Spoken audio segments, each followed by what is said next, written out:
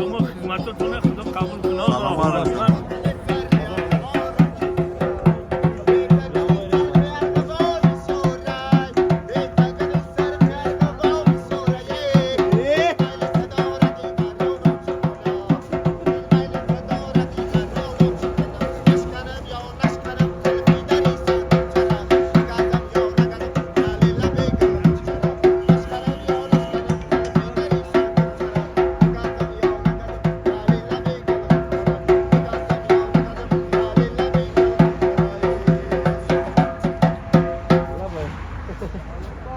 رحمان برای لنتا و موزیک